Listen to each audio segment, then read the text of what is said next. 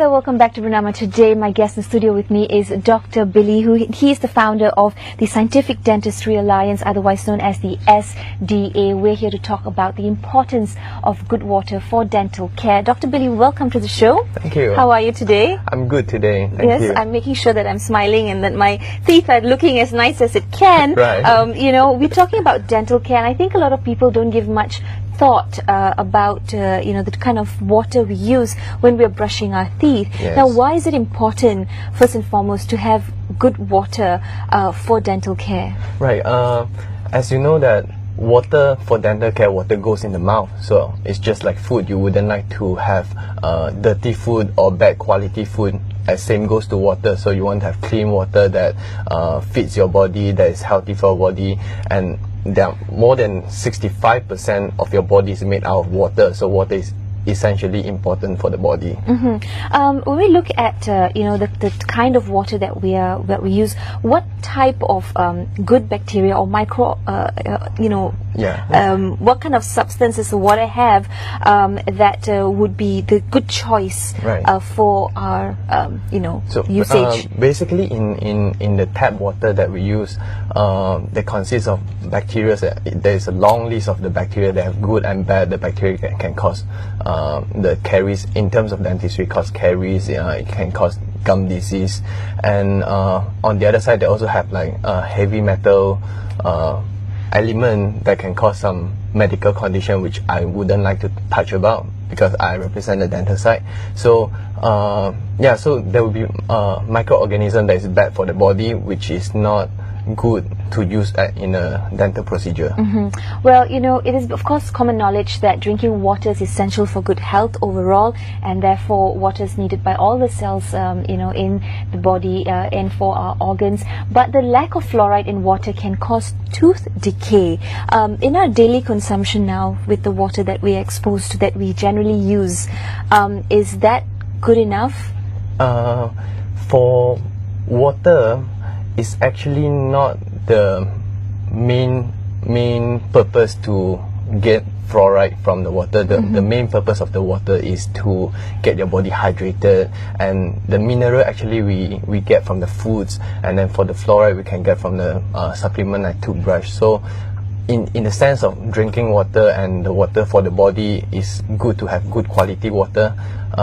Usually people, they think that in the older generation they used to boil the water and then they kills all the bacteria, but as science and technology comes to a different generation, they realize that boiling water is just not enough. It's not good for the body, not good enough for the body, because you might kill most of the bacteria. Some bacteria might live through the boiling process, and more importantly, boiling water doesn't take away the bad metal element from the water, which is harmful for the body. So yeah, the recommendation or the suggestion is that you need to have good quality water in terms of no bacteria, also no bad chemical metal element in it. So good quality water such as filter for our water, reverse osmosis, or in the full terms. So those are the reasons. Back to the fluoride part, water should not be the only way or only source for that. Right. So, you know, in a nutshell, it is important to ensure that the water that we are, you know, using is safe enough, good enough, clean enough for our, you know, for the health of our teeth. It's just not enough to say that the water seems to look clean, but it really does need to be good water. You know, it's also important for kids because you know, they have teeth that are growing and they need to have healthy gums. So it's important that they also are using good water when they are brushing their teeth. Now let's look at you know, what are the current available options for improving the quality of the dental water. Right. There are a few options. Of course, the first one is like we mentioned just now, the filter. The filter can be one filter for whole clinic, or it can be the filter for every dental chair. So it depends, and depends on the company, and depends on the setup of the clinics. And the other option is of course the chemical treatment, where there's one thing they call ozone ozone is, oxygen, we write it as O2, ozone is O3, which can kill all the bacteria and make the water clean. And of course, they have technology that combine both filter and of the chemical part. Right. So okay. these are the options. Well, of course, if you go out there, there's so many options, right? Which one do you choose? So you mentioned the O3 or the ozone. Is that the basic requirement? What would be the other basics that need to meet, or rather the criteria that need to be met to ensure that that particular water is meeting the quality? Right. So the basic that we come out with a certain criteria that can meet, that has to meet. The first thing is, has to be not toxic to the body. It doesn't matter what way you use to clean the water. It has to be non-toxic to the body, not trigger any allergy reaction.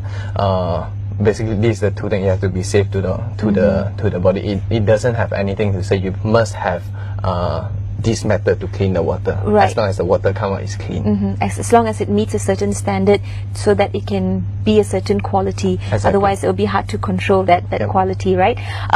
Let's talk about the long-term effect or results of poor quality water. Right. The statistically, it shows that there's a big relationship between poor quality water and oral care disease, where in the rural area, poor area, where they don't have access to clean water, they have higher rate of caries and gum disease. So there's no strong evidence that show that this directly cause the disease, but the statistics show that people who does not have clean water has higher chance to get caries or gum disease. Well, that of course is worrying, because this day and age, visiting a dentist is not only scary but can also hurt the pocket sometimes. So we need to do all that we can to ensure that we are taking good care of our dental health, our overall dental health, to ensure that that there is coexistence of good oral health or hygiene with our overall health as well. Does water quality affect oral health, not just about our teeth but overall oral health? Yeah, it does. Like just now you mentioned that for the kids who are growing, oral water is important. That is actually one of the key points. One of the very common disease we call fluorosis, which related to fluoride, is that when someone, especially kids, when they drink too much water that consists of fluoride, or they eat too much food, sometimes they eat the toothpaste too. So when they consume too much fluoride on their teeth, they have white spots. Right, so I've seen that before on adults and kids. So those are called fluorosis. This is one of the most common disease that caused by if you drink water that consists of too much fluoride. So this is the relation that water can cause oral disease. Right. Now we go back to the issue of the boiled water. Every home, the safest bet always is to boil the water. Then the boiled water is also kept. It's kept for maybe 2 or 3 days and all of that. So your particular advice is that is not the way to approach how we acquire good water. Yeah. The point is, boiled water, it does kill bacteria. There's no question about it, but it does not remove the metal and chemical element that is harmful for the body. So those material can be removed not only through, but one of the common way is through the filter. So you filter it out, and then you can combine with chemical treatment, so also to kill the bacteria. So point being that although boiled water does kill the bacteria, over long-term usage still cannot guarantee that you can prevent any kind of disease to occur, whether it's your oral health, dental health, or general overall health, right? Now, what would you recommend be the approach for good dental hygiene overall, besides water, of course? Right. Good dental hygiene. Of course, first one is brush your teeth twice a day. That's very good. Twice a day, and flossing. When you have the line and then you go in between the teeth. That is very important, because that's where the decay starts. Because brushing, you don't reach at the area. So, and apart from that, there's a good oral care habit. Apart from the habit, is you have to see your dentist regularly. How regular? Right. This is a very common question. It recommend about 6 months 6 months is the recommendation, but it depends on different person. For example, last time when I was practicing in my school, I've seen someone that haven't seen dentist for 20 years and their teeth is perfect. Oh. And you have someone who see the dentist last 6 months ago and they have bad teeth. Right. So generally 6 months, but the dental officer or the dentist will tells you what suits you the best. That's right. Well, I think that's a good point to bring up. It's a reminder as we are approaching, the half-year mark soon enough that it's time for the dental checkup. So please do make your appointment with your dentist. Now, you're also, of course, the founder of the Scientific Dentistry Alliance. Tell us about this. Right. Scientific Dentistry Alliance is actually a startup in the dental industry. The background of that is we see that there is increased amount of dentists being produced. So in the future, very short future, there will not be shortage of dentists. So the people will have dentists to serve them, but somebody have to serve the dentist. So Scientific Dentistry Alliance, based on that, it formed and it aimed to serve the dental industry as well as create oral care awareness to the public.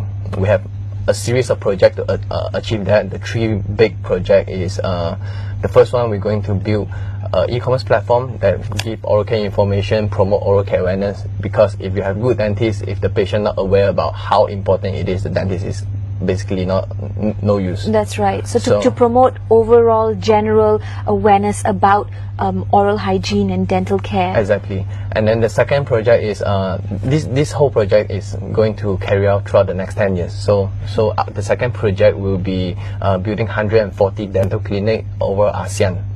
And then the third project will be to build a dental university that provide postgraduate course to the dentists. Right, amazing. And this is all under your watchful eye as a founder of the Scientific Dentistry Alliance. No, it takes team effort. Definitely. But you've got a long-term plan, and here's, wishing you the best with that as you and your team look into taking care of all of us, all of us Malaysians across the nation, and the hygiene of our teeth. Before I let you go, Dr. Billy, what's your quick advice to all our viewers watching today about dental care and oral hygiene? So, dental care is not just about your teeth, it's also about your overall well-being. A good smile can bring you confidence, that give you a good lifestyle, that contribute to a good lifestyle. So take care of your teeth and drink healthy water. Absolutely. That was the point today. We were discussing the importance of good water overall, and of course for dental care as well. Dr. Billy has highlighted that is such an important fact that many of us sometimes may overlook or oversee. And remember, yes, the smile, right? The smile, it can save lives, it can get you out of trouble, it can cheer up someone, it can make you yourself happy as well. So do remember to keep smiling the rest of the day. That's all the time we have for. Thank you so much for watching. Thank you. Thank you so much.